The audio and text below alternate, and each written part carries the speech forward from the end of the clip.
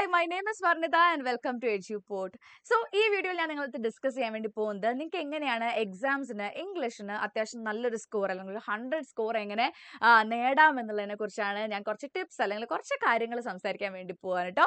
So, if you are watching this video or if you are watching the channel for the first time, make sure you subscribe it and video ഇഷ്ടപ്പെടുകയാണെങ്കിൽ ഉറപ്പായിട്ടും like ചെയ്യുകയും ചെയ്യണം. താഴെ നിങ്ങളുടെ തോട്ട്സും നിങ്ങളുടെ വ്യൂസും എന്ത് ചെയ്യാം ഒന്ന് കമന്റ് ചെയ്യുകയും കൂടെ ചെയ്യാം കേട്ടോ. ഓക്കെ, സോ നമ്മൾ വലിയൊരു ക്ലാസ്സിൽ എത്തുന്ന സമയത്ത് പൊതുവേ നിങ്ങൾ CBSE സ്റ്റുഡൻസിന്റെ അടുത്തുള്ളൊരു കാര്യം എന്താണെന്ന് വെച്ചാൽ നമ്മൾ ചെറിയ ക്ലാസ് തൊട്ടേ നമ്മളിങ്ങനെ റോട്ട് ലേണിംഗ് ആണ് അല്ലെ, പല കാര്യങ്ങളും ബൈ ഹാർട്ട് പഠിച്ചു വന്നിട്ടുള്ളതാണ്. അപ്പം വലിയ ക്ലാസ്സിലേക്ക് എത്തുമ്പം ആക്ച്വലി അവിടെ ആ ഒരു റോട്ട് ലേണിംഗ് അല്ലെങ്കിൽ നമ്മൾ എന്തൊക്കെ ബൈ ഹാർട്ട് ചെയ്തു എന്നുള്ളത് മാത്രമല്ല ടെസ്റ്റ് ചെയ്യപ്പെടുന്നത്. അവിടെ നമ്മൾ എങ്ങനെയാണ് ഒരു ടെക്സ്റ്റിനെ ഇംബൈബ് ചെയ്തിട്ടുള്ളത് അല്ലെങ്കിൽ നമ്മുടെ സബ്ജക്റ്റീവ് ആയിട്ടുള്ള കുറച്ച് കാര്യങ്ങളൂടെ അവിടെ ടെസ്റ്റ് ചെയ്യപ്പെടുന്നത് കേട്ടോ. എന്നാൽ പോലും നമുക്ക് നമ്മുടെ ടെക്സ്റ്റ് ബുക്കിനെ മാറ്റി നിർത്തുക എന്നുള്ളത് ഒരിക്കലും പോസിബിൾ അല്ല അല്ലെ. ടെക്സ്റ്റ് ബുക്കിനെ മാറ്റി നിർത്തുക അല്ലെങ്കിൽ അതൊന്നും ഇല്ലാണ്ട് പോവാന്ന് പറഞ്ഞു കഴിഞ്ഞാൽ ഭയങ്കര ഫൂളിഷ്നെസ് ആണ്. സോ ഒന്നാമത്തെ കാര്യം എന്താണ്, നമുക്ക് നമ്മുടെ ടെക്സ്റ്റ് ബുക്കിൽ നമ്മുടെ NCERT അല്ലെങ്കിൽ നമ്മുടെ ടെക്സ്റ്റ് ബുക്കിൽ പഠിക്കാനുള്ളത് എന്താണോ അതിനെക്കുറിച്ച് നല്ലൊരു ഐഡിയ വേണം. അതൊരു സ്റ്റോറി ആയിക്കോട്ടെ, ഒരു പോയം ആയിക്കോട്ടെ, ഇതിനെക്കുറിച്ച് നല്ലൊരു ഐഡിയ നമുക്ക് വേണം. ഇപ്പോൾ ഒരു സ്റ്റോറി ആണെന്നുണ്ടെങ്കിൽ ക്യാരക്ടേഴ്സ് ഏതൊക്കെയാണ്, അതിൻ്റെ ഒരു സമ്മറി അറിയണം, ക്യാരക്ടേഴ്സ് അറിയണം, അതിനകത്തുള്ള മേജർ തീംസ് അറിയണം, what's going on in that story എന്നുള്ളതിനെ കുറിച്ച് നല്ലൊരു ഐഡിയ വേണം.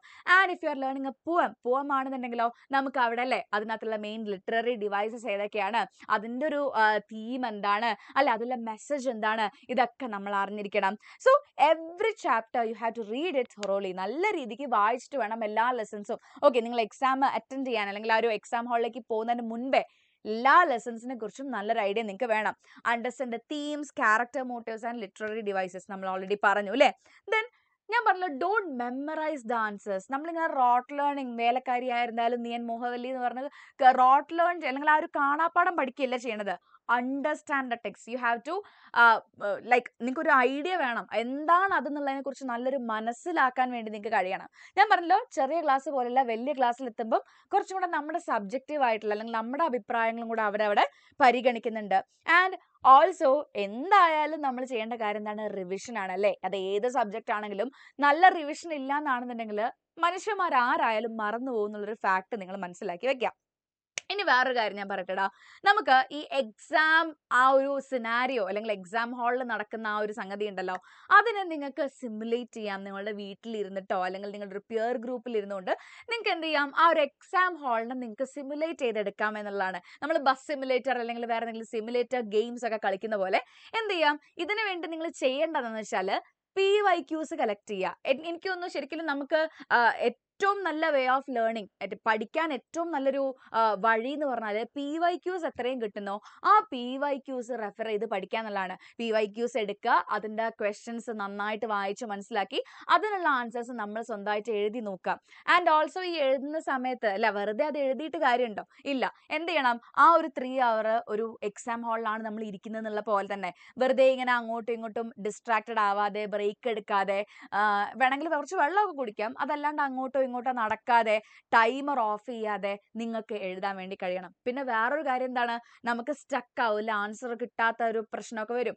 അപ്പം മിക്കവാറും എല്ലാവരും എന്ത് ചെയ്യും, ഇപ്പോഴത്തെ കാലത്തൊക്കെ ആകുമ്പോൾ മിക്കവാറും നമ്മൾ ChatGPT-യിലോ അല്ലെങ്കിൽ ഗൂഗിളൊക്കെ ചെയ്ത് നോക്കും. സോ അങ്ങനെയൊന്നും ചെയ്യരുത്. ചീറ്റ് ചെയ്യാതെ നമ്മൾ സ്വന്തമായിട്ട് തന്നെ നമ്മളൊരു എക്സാം ഹാൾസ് സിറ്റുവേഷൻ നമ്മൾ തന്നെ ക്രിയേറ്റ് ചെയ്തിട്ട് നമ്മൾ തന്നെ സ്വന്തമായിട്ട് ഒരു എക്സാം എഴുതി നോക്കുക. ആൻഡ് അതിനകത്തുള്ള വേറൊരു കാര്യം എന്താ വെച്ചാൽ ശരിക്കും ഇപ്പോഴത്തെ അല്ലേ നമുക്ക് ഇപ്പം നമുക്ക് അറിയാം, ഇത് കഴിഞ്ഞ വർഷമൊക്കെ തന്നെ എന്താ ഒരുപാട് പല കാര്യങ്ങളും കേട്ടിട്ടുണ്ട് അല്ലേ. അതായത് ഈ ഒരു ബോർഡ് എക്സാംസിന്റെ വാല്യുവേഷൻ വരുന്ന സമയത്ത് അതിനകത്ത് ഒരുപാട് വിഷയങ്ങൾ വരുന്നത് നമ്മൾ കേട്ടിട്ടുള്ള കാര്യമാണ്. നമുക്ക് അങ്ങനത്തെ ഒന്നും നമ്മളുടെ പേപ്പേഴ്സിലോ അല്ലെങ്കിൽ നമുക്ക് വരാതിരിക്കട്ടെ എന്നുള്ളത് പ്രാർത്ഥിക്കാം. എന്തായാലും അത് അവരുടെ ഒരു മിസ്റ്റേക്ക് ആണ് അല്ലെ. അപ്പൊ അവരുടെ മിസ്റ്റേക്ക് കൊണ്ട് ഒരുപാട് പേർക്ക് അവരുടെ എന്താ പറയാ നമ്മൾ കൊടുത്ത എഫേർട്ടിനുള്ള റിസൾട്ട് കിട്ടാതെ വന്നിട്ടുണ്ട്. സോ നിങ്ങളൊന്ന് ആലോചിച്ച് നോക്കിയേ, നിങ്ങൾ ആ ഒരു എഫേർട്ടും കൂടെ അവിടെ ഇട്ടിട്ടില്ല എന്നാണെന്നുണ്ടെങ്കിൽ അവരോ അവിടുന്ന് അങ്ങനത്തെ ഒരു പ്രശ്നം വരുത്തുന്നുണ്ട്. അപ്പൊ നമ്മുടെ ഒരു എഫേർട്ടും കൂടെ അവിടെ ഇല്ല എന്നാണെന്നുണ്ടെങ്കിൽ ആർക്കാണ് അവിടെ ഏറ്റവും വലിയ മേജർ ലൂസ് വരാൻ വേണ്ടി പോകുന്ന ആരാണ്, നമുക്ക് തന്നെയാണ്. വലിയ നഷ്ടം നമുക്ക് തന്നെയാണ് വരാൻ വേണ്ടി പോകുന്നത്. സോ ഈ ഒരു കാര്യം നമ്മുടെ മൈൻഡിൽ എപ്പോഴും ഉണ്ടാവണം. അതായത് അവിടെ നടക്കുന്നത് ലാസ്റ്റ് ഫൈനൽ ബോർഡ്സിൽ എന്ത് നടക്കുന്നു എന്നുള്ളത് അല്ലെങ്കിൽ ആ ഒരു വാല്യുവേഷനെ കുറിച്ച് നിങ്ങൾ ചിന്തിക്കേണ്ട ആവശ്യമില്ല. ഒന്നാമത്തെ കാര്യം നമുക്ക് പ്രാർത്ഥിക്കുക എന്നുള്ളതാണ്. അതല്ലാതെ you have to give your maximum. നമ്മൾ നല്ല എഫേർട്ട് ഇട്ട് നമ്മൾ മാക്സിമം അവിടെ കൊടുക്കുക എന്നുള്ളതാണ് കേട്ടോ. പിന്നെ വേറെ കാര്യം, learn the ideal answer length for 2, 3, 5 and എത്ര മാർക്കാണോ ആ മാർക്കിനനുസരിച്ച് എഴുതാൻ വേണ്ടി ശ്രദ്ധിക്കുക.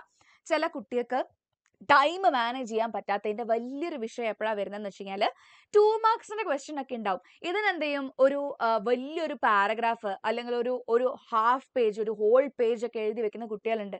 അങ്ങനെ ചെയ്യരുത്. 2 മാർക്സിന്റെ ക്വസ്റ്റ്യൻ അല്ലെങ്കിൽ അത്രയും കുറഞ്ഞ മാർക്സ് ഒക്കെ ആവുന്ന സമയത്ത് എന്ത് ചെയ്യാം, ഒരു 2 or 3 സെന്റൻസസിൽ നിങ്ങൾക്ക് എന്ത് ചെയ്യാം, ആ ഒരു ആൻസർ അവിടെ കൺക്ലൂഡ് ചെയ്യാം, അത് അവിടെ നിർത്താം അല്ലെ. ഒരു 2 മാർക്സ് ഒക്കെ ആവുന്ന സമയത്ത് അത്രേ അവർ എക്സ്പെക്ട് ചെയ്യുന്നുള്ളൂ. നേരെ മറിച്ച് വലിയ മാർക്സിന്റെ വലിയ എസ്സേസ് ഒക്കെ എന്ത് ചെയ്യും, ഈ സമയമില്ലാത്ത രീതി എത്തിയിട്ട് ചിലപ്പോൾ അത് എഴുതാൻ ടൈം കിട്ടില്ല, അപ്പൊ ആ എഴുതാതെ വരും.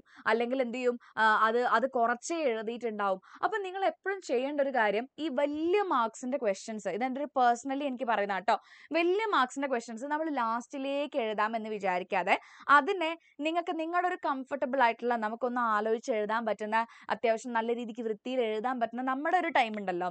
സോ ആ ഒരു ടൈം നമ്മളെ കണ്ടെത്തിയിട്ട് അതിന്റെ ഇടക്കാക്കി എഴുതാം. ആ ഒരു എക്സാമിന്റെ 3 hours എന്നുള്ളതിനെ നമുക്ക് എന്ത് ചെയ്യാം, അല്ലെങ്കിൽ എക്സാമിന്റെ നിങ്ങളുടെ ഡ്യൂറേഷനെ, നിങ്ങളുടെ ആ ഒരു ടൈം സ്ലോട്ടിനെ നിങ്ങൾ ഫിക്സ് ചെയ്യുക എവിടെയാണ് ഇതൊക്കെ എഴുതേണ്ടത് എന്നുള്ളത്. സോ ഇതൊക്കെ നമ്മൾ അറിയണം എന്നുണ്ടെങ്കിൽ എക്സാം ഹോളിൽ ആദ്യമായിട്ട് പോയിട്ട് ഒരു എക്സാം എഴുതുമ്പോൾ എന്ത് കഴിയില്ല, ഇതൊന്നും നമുക്ക് പ്ലാൻ ചെയ്യാൻ വേണ്ടി കഴിയില്ല. സോ അതുകൊണ്ടാണ് പറയുന്നത് ഈ ഒരു സിമുലേഷൻ നിങ്ങൾ നിങ്ങളെ വീട്ടിലേ ചെയ്യണം എന്നുള്ളത് കേട്ടോ. പിന്നെ ഇതാണ് ബിൽഡ് യുവർ എക്സാം സ്ട്രാറ്റജി. അവിടെ നമുക്ക് നല്ലൊരു സ്ട്രാറ്റജി എന്തൊരു കാര്യം ചെയ്യുമ്പോഴും അല്ലെ, ഇപ്പൊ നമ്മളൊരു ഫുട്ബോൾ മാച്ച് കാണുവാണെന്നുണ്ടെങ്കിലും, ഇനിയിപ്പോൾ അതല്ല എന്തൊരു കാര്യത്തിനാണെങ്കിലും നല്ല പെർഫെക്റ്റ് സ്ട്രാറ്റജി അവിടെ വേണം. അതില്ല എന്നാണെന്നുണ്ടെങ്കിൽ ആ ഒരു കാര്യം അപ്പാടെ ഫെയിലിയർ ആയിട്ട് പോവുകയാണ് ചെയ്യുക. സോ നമുക്ക് എന്ത് ചെയ്യാം, ഇങ്ങനെ മോക്ക് ടെസ്റ്റുകൾ എടുത്ത് നോക്കിയാൽ മാത്രമേ അറിയുള്ളൂ നിങ്ങളുടെ സ്ട്രോങ് ഏരിയ ഏതാണ്, നിങ്ങളുടെ വീക്കർ ഏരിയ ഏതാണെന്നുള്ളത്. സോ അതിനനുസരിച്ച് നിങ്ങൾക്ക് പ്ലാൻ ചെയ്യാൻ വേണ്ടി കഴിയും അല്ലെ. റിയൽ എക്സാം എഴുതുന്നതിന് മുൻപേ നമുക്ക് പ്ലാൻ ചെയ്യാൻ വേണ്ടി കഴിയും ഏതാണ് എൻ്റെ സ്ട്രോങ് പോയിന്റ്. ഓക്കെ, ഇതുപോലത്തെ ക്വസ്റ്റ്യൻസിന് എനിക്ക് കൂടുതൽ സമയം എടുക്കുന്നുണ്ട്, സോ എനിക്ക് അവിടെ എന്ത് ചെയ്യേണ്ട ആവശ്യമില്ല, അത് ഒരുപാട് ടൈം എടുക്കുന്നുണ്ട്, സോ അതിനെ എങ്ങനെ ഷോർട്ട് ആക്കണം, അല്ലെങ്കിൽ ഇങ്ങനെ ഒരുപാട് കാര്യങ്ങൾ നമുക്ക് പ്ലാൻ ചെയ്യാൻ വേണ്ടി കഴിയും. Choose the sequence that gives you maximum confidence. നമുക്ക് ആ ഒരു എക്സാം ഹോളിൽ എത്തുന്ന സമയത്ത് ആ ഒരു നെർവസ്നെസ് എന്തായാലും അല്ലെ, പഠിച്ചു പോകുന്ന ഒരാൾക്ക് എന്തായാലും ഒരു നെർവസ്നെസ് ഉണ്ടാവും, എന്തായിരിക്കും എന്നുള്ളത്. സോ അതിനെ കുറയ്ക്കാൻ അല്ലെങ്കിൽ കുറച്ച് കോൺഫിഡന്റ് ആവാനുള്ള ഒരു വഴി എന്ന് പറഞ്ഞാൽ നമ്മൾ പ്ലാൻ ചെയ്ത് പോവാന്നുള്ളതാണ്. And never ever experiment on the actual exam day. ആ എക്സാം ശരിക്കുള്ള ആ ദിവസം നമ്മളൊരു എക്സ്പെരിമെന്റേഷന് നിൽക്കരുത്. വലിയ രീതിക്ക് നമ്മളെടുത്ത് പാളി പോകാൻ വേണ്ടി പോകുന്നതാണ് കേട്ടോ. സോ ഇതാണ് നിങ്ങൾക്ക് നിങ്ങളുടെ ഒരു സ്ട്രാറ്റജി നിങ്ങൾക്ക് ബിൽഡ് ചെയ്തിട്ട് അതിനെ ലോക്ക് ചെയ്യുക, അതിനെ സ്റ്റിക്ക് ഓൺ ചെയ്യുക. ഇപ്പൊ ചില ആൾക്കാർക്ക് ആദ്യം തന്നെ എനിക്കൊന്ന് റീഡിങ് കോംപ്രഹെൻഷൻ ക്വസ്റ്റ്യൻസ് പെട്ടെന്ന് ചെയ്യാനുള്ള ഒരു നാക്ക് ഉണ്ടാവും. അങ്ങനെയുള്ളവർ അത് ആദ്യം ചെയ്യുക. ഇനിയിപ്പോൾ അത് നിങ്ങൾക്ക് കിട്ടുന്നില്ല, വായിക്കാൻ കുറച്ച് സമയം വേണം, അല്ലെങ്കിൽ അത് അങ്ങോട്ട് ആവുന്നില്ല എന്നാണെന്നുണ്ടെങ്കിൽ നിങ്ങൾ എന്ത് ചെയ്യുക, അത് ലാസ്റ്റിലേക്ക് വെക്കുക. കാരണം അതിന് ഒരുപാട് മാർക്സ് നിങ്ങൾക്ക് അവിടെ കിട്ടാൻ വേണ്ടി പോകുന്നില്ല. സോ നമ്മുടെ ഒരു സ്ട്രാറ്റജി നമ്മൾ ബിൽഡ് ചെയ്തിട്ട് അതിനെ ലോക്ക് ചെയ്യാൻ വേണ്ടി നമുക്ക് കഴിയണം. നമ്മുടെ ഫ്രണ്ടിന് അവരുടെ സ്ട്രാറ്റജി ഇന്നതാണെന്ന് പറഞ്ഞു കഴിഞ്ഞാൽ അത് തന്നെ ആയിരിക്കില്ല നമുക്കും ഉണ്ടാവുക. സോ ഇതിനൊക്കെ നമ്മൾ എന്താ ചെയ്യേണ്ടത്, നമ്മൾ വീട്ടിൽ നിന്ന് എക്സാം എഴുതി ശീലിക്കണം, എന്നാലേ നമുക്കിത് ഒരു ഐഡിയ കിട്ടുള്ളൂ കേട്ടോ. ദെൻ ഇനി ഇതാണ് ക്രാക്ക് ദ റീഡിംഗ് സെക്ഷനിൽ. ആ ഒരു റീഡിംഗ് സെക്ഷനിൽ വരുന്ന കുറേ ക്വസ്റ്റ്യൻസ് ഉണ്ടാവും. So read the questions before reading the passage. ഇപ്പോൾ ഒരു റീഡിംഗ് കോംപ്രഹെൻഷൻ, ഒരു പാസേജ് വന്നിട്ട് അതിന്റെ ഒരു ക്വസ്റ്റ്യൻ വരുന്ന സമയത്ത് ആ പാസേജ് മുഴുവനും ഇരുന്ന് വായിച്ചിട്ട് ക്വസ്റ്റ്യൻ നോക്കുകയല്ല ചെയ്യേണ്ടത്. ആദ്യം നമ്മൾ ക്വസ്റ്റ്യൻസ് ഒക്കെ വായിക്കുക. ക്വസ്റ്റ്യൻസ് ഒക്കെ വായിച്ചിട്ട് ഇതിന്റെ ആൻസേഴ്സ് നമ്മൾ എന്ത് ചെയ്യണം, ആ പാസേജിൽ ജസ്റ്റ് കണ്ടുപിടിക്കുകയാണ് ചെയ്യേണ്ടത്. So underline the key words while reading. നിങ്ങൾക്ക് എന്ത് ചെയ്യാം, ഇപ്പൊ ചില ക്വസ്റ്റ്യൻ്റെ അകത്ത് തന്നെ ചില കീ വേർഡ്സ് ഉണ്ടാവും, ഇന്നതാണ് കണ്ടുപിടിക്കേണ്ടത് എന്നുള്ള ആ ഒരു കീ വേർഡ് നിങ്ങൾക്ക് അവിടെ കിട്ടിക്കഴിഞ്ഞാൽ ആ കീ വേർഡ് നിങ്ങൾക്ക് ആ പാസേജിൽ സെർച്ച് ചെയ്യേണ്ട ആവശ്യമേ വരുന്നുള്ളൂ. Skim first and then scan for answers അല്ലെ. ഫസ്റ്റ് ഒന്ന് സ്കിം ചെയ്യുക. അതായത് സ്കിം ചെയ്യാന്ന് പറഞ്ഞാൽ എന്താണ്, വെറുതെ ഒന്നിങ്ങനെ വായിച്ചു പോവുക, കണ്ണോടിച്ച് പോവുക എന്നുള്ളതാണ്. ആ കണ്ണോടിച്ച് പോകുന്നതിനിടയ്ക്ക് തന്നെ ഈ ക്വസ്റ്റ്യൻസിൻ്റെ അകത്തുള്ള ചില വേർഡ്സ് ഉണ്ടല്ലോ, അത് നമ്മുടെ മനസ്സിൽ എവിടേക്കോ സ്ട്രൈക്ക് ആവും. അതിനുശേഷം എന്ത് ചെയ്യാം, നിങ്ങൾക്ക് ഓക്കെ ഇതിന്റെ ആൻസർ കറക്റ്റ് നിങ്ങൾക്ക് അവിടെ എന്താ പറയാ പിക്ക് ചെയ്തെടുക്കാൻ വേണ്ടി കഴിയട്ടോ. നല്ലൊരു സ്ട്രാറ്റജിയാണ് ഇത്. എനിക്ക് തോന്നുന്നു നിങ്ങൾ നമ്മൾ ഇനി ഇത് കഴിഞ്ഞിട്ട് കോമ്പറ്റേറ്റീവ് എക്സാംസ്, ഇപ്പൊ CUET ഒക്കെ വരുമല്ലോ, നമ്മൾ ഹയർ സെക്കൻഡറി കഴിയുമ്പോൾ ആദ്യം വരാൻ വേണ്ടി പോകുന്ന ഒരു CUET എക്സാം ഒക്കെ ഉണ്ടാവും. CUET ഒക്കെ നോക്കുന്നവർക്ക് വേണ്ടിയിട്ടാണ് കേട്ടോ. സോ CUET എക്സാം വരും, അല്ലെങ്കിൽ മുന്നോട്ട് എന്തായാലും ഇങ്ങനത്തെ ഒരുപാട് എക്സാംസ് വരാനുണ്ടാവും. നിങ്ങൾ UGC നെറ്റ് ഒക്കെ എഴുതുകയാണെന്നുണ്ടെങ്കിൽ അവിടെയും എന്താണ് ഇതുപോലത്തെ ഒരുപാട് ക്വസ്റ്റ്യൻസ് നിങ്ങൾ ഫേസ് ചെയ്യാനുള്ളതാണ്. സോ ഇപ്പോഴേ നമ്മൾ ഈ ഒരു സ്ട്രാറ്റജി ഫോളോ ചെയ്യാന്നുള്ളതാണ് കേട്ടോ. പിന്നെ ഇതൊക്കെ ഒരു ഐഡിയൽ സിനാരിയോയിൽ നിങ്ങൾക്ക് ചെയ്യാൻ പറ്റുന്നതാണ് എന്ത്, അറ്റ്ലീസ്റ്റ് ഒരു 2 പാസേജെങ്കിലും ഒരു ദിവസം ഒന്ന് വായിച്ചു നോക്കുക എന്നുള്ളതൊക്കെ. ദെൻ വേറെ ഏറ്റവും വലിയൊരു കാര്യം മക്കളെ, നമ്മൾ ആൻസർ ഷീറ്റ് എത്രത്തോളം പ്രസന്റബിൾ ആണോ അതിനനുസരിച്ച് നമുക്ക് മാർക്സും കൂടും. ഓക്കെ, നല്ല രീതിക്ക് നമ്മുടെ ആൻസേഴ്സിനെ പ്രസന്റ് ചെയ്യാൻ വേണ്ടി നിങ്ങൾക്ക് കഴിയണം. ഇപ്പൊ നിങ്ങൾ ഒരു വലിയൊരു ആൻസർ എഴുതാന്ന് വിചാരിക്കുക, അത്യാവശ്യം വലിയ മാർക്സിന്റെ ഒരു വലിയ ഒരു എസ്സേ പോലത്തെ ഒരു ആൻസർ എഴുതുകയാണെന്നുണ്ടെങ്കിൽ അതിനെന്ത് വേണം, ഒരു ഇൻട്രൊഡക്ഷൻ വേണം, ഒരു ബോഡി വേണം, ഒരു കൺക്ലൂഷൻ വേണം. സോ ആ ഇൻട്രൊഡക്ഷൻ്റെ ഉള്ളിൽ നേരിട്ട് സ്ട്രെയിറ്റ് ആയിട്ട് ഒരു കാര്യം പറയല്ലാതെ അതിനല്ലേ ഒരു ഒരു ഒരു നമ്മളിങ്ങനെ ഒരു ഒരു ഒരു എന്താ പറയാ, ഒരു സ്റ്റിർ അവേ ഒരു ഒരു ഒരു അല്ലെ നല്ലൊരു രീതിക്ക് പറഞ്ഞുകൊണ്ട് വരിക. ആൻഡ് ആ ബോഡി പാരഗ്രാഫിൽ നിങ്ങൾക്ക് ബാക്കി കാര്യങ്ങളൊക്കെ ഡീറ്റെയിൽ ആയിട്ട് പറയാം. ആൻഡ് ഫൈനലി കൺക്ലൂഷനിൽ എന്താണ്, ഓവറോൾ അല്ലെങ്കിൽ ഇൻ കൺക്ലൂഷൻ എന്ന് പറഞ്ഞിട്ട് അതിനെ വളരെ ചെറിയ രീതിയിലൊന്ന് ഒന്ന് എൻഡ് ചെയ്യുക. ഇതാണ് നല്ലൊരു ഒരു എന്താ പറയാ, ഒരു ലക്ഷണമൊത്ത ആൻസർ എന്നൊക്കെ പറയില്ല, അങ്ങനെ നമുക്ക് കാണാം കേട്ടോ. പിന്നെന്താണ്, റൈറ്റ് ഇൻ നീറ്റ് പാരഗ്രാഫ്സ്. ആ ഒരു നീറ്റ്നെസ് നമ്മുടെ പേപ്പറിൽ ത്രൂ ഔട്ട് മെയിൻറ്റെയിൻ ചെയ്യാൻ വേണ്ടി നോക്കുക. Underline important keywords. നമുക്ക് ചില ആൻസേഴ്സ് എഴുതുമ്പോൾ നമുക്ക് അറിയാലോ, അതായത് ഇപ്പം മേ ബി ടെക്സ്റ്റിൽ നമ്മൾ വായിച്ചിട്ടുള്ള ചില ഫ്രേസസ് അല്ലെങ്കിൽ ടെക്സ്റ്റിൽ നമ്മൾ വായിച്ചിട്ടുള്ള ചില വേർഡ്സ് അതുപോലെ നമ്മൾ ചിലപ്പം ആൻസർ ഷീറ്റിൽ റിപ്രൊഡ്യൂസ് ചെയ്യുന്നുണ്ടാവും. സോ ആ സമയത്ത് നിങ്ങൾ എന്താ ചെയ്യേണ്ടത്, അങ്ങനെ നമുക്ക് തന്നെ ആൻസർ എഴുതുമ്പോൾ ചിലപ്പോൾ ഫീൽ ചെയ്യും ഇതൊരു നല്ല പോയിന്റ് ആണ്, ഇതൊരു വാലിഡ് പോയിന്റ് ആണ്, ഇവിടെ എനിക്ക് മാർക്ക് സ്കോർ ചെയ്യാൻ പറ്റുന്ന തോന്നുന്ന സ്ഥലത്ത് make sure that you put an underline. ഒരു അണ്ടർലൈൻ ഇടാം, ജസ്റ്റ് ഒരു അണ്ടർലൈൻ അവിടെ വെച്ചേക്കുക. അപ്പൊ എന്താണെന്ന് വെച്ചാൽ ടീച്ചേഴ്സിനാണെങ്കിലും ഈ ആൻസേഴ്സ് നോക്കുമ്പം അവിടെ അങ്ങനെ ഹൈലൈറ്റ് ചെയ്ത രീതിക്ക് അല്ലെങ്കിൽ ഒരു അണ്ടർലൈൻ ഒക്കെ കണ്ട് ഒരു ഹൈലൈറ്റ് ചെയ്ത രീതിക്ക് ഒരു പോയിന്റ് കാണുമ്പം സന്തോഷമാണ്, കാരണം അവർക്ക് നേരിട്ട് അത് മാർക്ക് അവിടെ തന്നു പോവാനേ ഉള്ളൂ.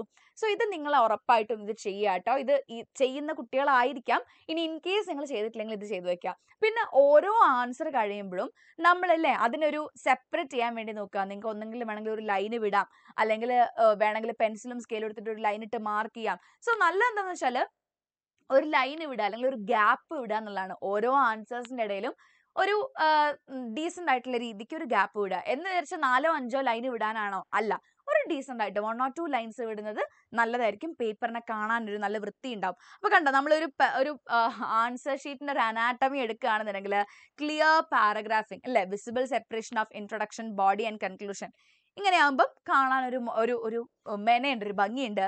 കീവേഡ് അണ്ടർലൈനിങ് ഞാൻ ഓൾറെഡി പറഞ്ഞു അല്ലേ, നമുക്ക് ഏറ്റവും ഇമ്പോർട്ടൻ്റ് ആയിട്ടുള്ള ചില കാര്യങ്ങൾ കാണുമ്പം അതിനെ അണ്ടർലൈൻ ചെയ്ത് വെക്കുക. Then spatial buffer, a deliberate empty line between complete answers to prevent visual fatigue for the grade. അതായത് നമുക്ക് ആ ഒരു അല്ലെ ഒന്നായിട്ട് ഇങ്ങനെ ക്ലട്ടേർഡ് ആയിട്ട് കാണുമ്പം ആർക്കും ഇഷ്ടപ്പെടില്ല, എല്ലാവർക്കും ഒരു ഇതെന്താ ഇത് എന്നുള്ളൊരു ആറ്റിറ്റ്യൂഡാണ് വരിക, എസ്പെഷ്യലി ഒരു ടീച്ചറിന്റെ POVയിൽ നോക്കുന്ന സമയത്ത്. സോ എന്ത് ചെയ്യുക, അതിനെ ഒരു നീറ്റ് ആക്കിയിട്ട് നമ്മൾ പ്രസന്റ് ചെയ്യാനും വേണ്ടി കൂടെ നോക്കുക കേട്ടോ.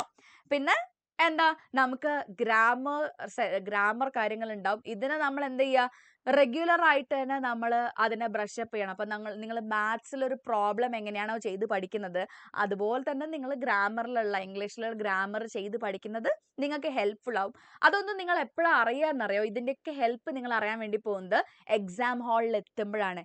എത്രത്തോളം നമ്മൾ പ്രാക്ടീസ് ചെയ്യുന്നോ അത്രത്തോളം നമുക്ക് നല്ല റിസൾട്ട് എക്സാമിന് നമുക്ക്, അതായത് ഏറ്റവും കോസ്റ്റ് എഫക്റ്റീവ് അല്ല, ടൈമിന് ഏറ്റവും എഫക്റ്റീവ് ആയിട്ട് നിങ്ങൾക്ക് മാനേജ് ചെയ്യാൻ വേണ്ടി കഴിയും എന്നുള്ളതാണ്.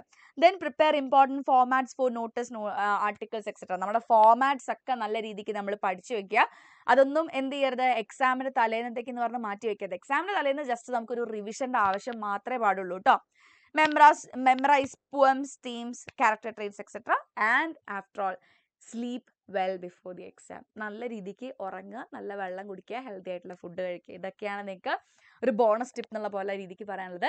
ആൻഡ് ഓൾസോ നിങ്ങൾ താഴെ നിന്ന് കമന്റ് ചെയ്യുക കേട്ടോ, എന്താണ് നിങ്ങളുടെ എന്തെങ്കിലും ഒരു പ്രോ ടിപ്പ് ഉണ്ടെന്നാണെങ്കിൽ, എക്സാമിന് ബാക്കിയുള്ളവർക്ക് ഹെൽപ്ഫുൾ ആവുന്ന രീതിക്ക് ഒരു പ്രോ ടിപ്പ് നിങ്ങൾക്ക് പറയാനുണ്ടെന്നാണെങ്കിൽ അത് താഴെ നിന്ന് കമന്റ് ചെയ്യുക. ആൻഡ് ഓൾസോ ഇനി എന്തെങ്കിലും വീഡിയോ സജഷൻസ് നിങ്ങൾക്ക് ഉണ്ട്, മിസ് ഈ ഒരു വീഡിയോ ചെയ്യാമോ, അല്ലെങ്കിൽ ഇങ്ങനത്തെ ഒരു വീഡിയോ ചെയ്യാമോ, ഏതെങ്കിലും ഒരു ചാപ്റ്റർ നിങ്ങൾക്ക് ആവശ്യമുണ്ടെന്നാണെങ്കിൽ അതും നിങ്ങൾ താഴെ നിന്ന് കമന്റ് ചെയ്യുക. അതിനനുസരിച്ചുള്ള വീഡിയോസ് ഒക്കെ നമ്മൾ ചെയ്യുന്നതായിരിക്കും. Okay, so all the best, നന്നായിട്ട് പഠിക്കുക. It's me Varnitha signing off. By.